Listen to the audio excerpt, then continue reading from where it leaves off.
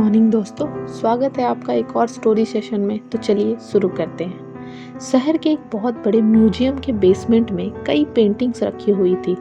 ये वे पेंटिंग्स थी जिन्हें प्रदर्शनी कक्ष में स्थान नहीं मिला था। लंबे समय से बेसमेंट में पड़ी पेंटिंग्स पर मकड़ियों ने जाला बना रखा था। बेसमेंट के कोने में पड़ी एक पेंटिंग पर एक मकड़ी ने बड़ी ही मेहनत से एक बड़ा सा जाला बुना हुआ था। वो उसका घर था और वह उसके लिए दुनिया की सबसे प्यारी चीज़ थी। वह उसका विशेष रूप से ख्याल रखा करती थी।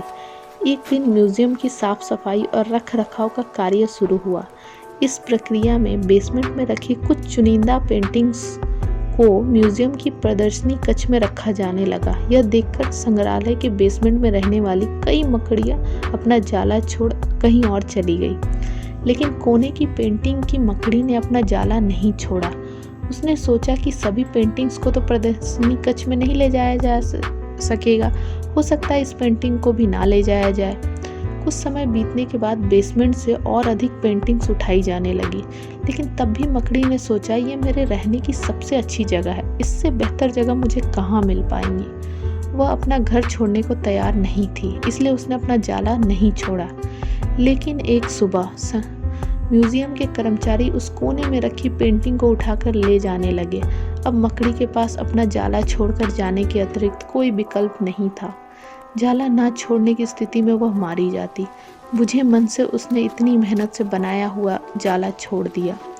म्यूजियम से बाहर निकलने के बाद वह कई दिनों तक इधर उधर भटकती रही। कई परेशानियों से उसे दो चार होना पड़ा। वो बहुत दुखी रहा करती थी कि उसका खूबसूरत घर भगवान ने उससे छीन लिया और उसे इस मुसीबत में ढकेल दिया।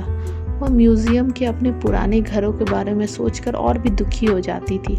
उससे अच्छा स्थान उसे अब कभी हासिल नहीं होगा, लेकिन उसे अपने रहने के लिए स्थान तो खोजना ही था। इसीलिए वह लगातार प्रयास करती रही। आखिर में उसे एक दिन एक सुंदर बगीचे में पहुंची। बगीचे में एक शांत कोना था जो मकड़ी को बहुत पसंद आया। उसने फिर से मेहनत शुरू की और कुछ ही दिनों में पहले से भी सुंदर जाला तैयार कर लिया। यह उसका अब तक का सबसे खूबसूरत घर था। अब वह खुश थी कि जो हुआ अच्छा ही हुआ, अन्यथा वह इतने सुंदर स्थान पे इतने सुंदर घर में नहीं रह पाती और वह वहाँ खुशी खुशी रहने लगी।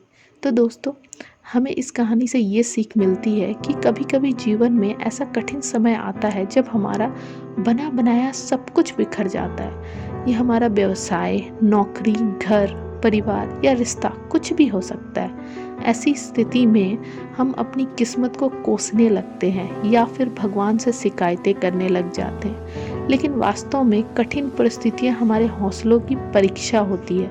यदि हम अपना हौसला मजबूत रखते हैं और कठिनाइयों से जूझते हुए जीवन में आगे बढ़ते जाते हैं तो परिस्थितियां बदलने में समय नहीं लगता। हमारा हौसला, हमारा जुझारूपन, हमारी मेहनत हमें बेहतर की ओर ले जाती है।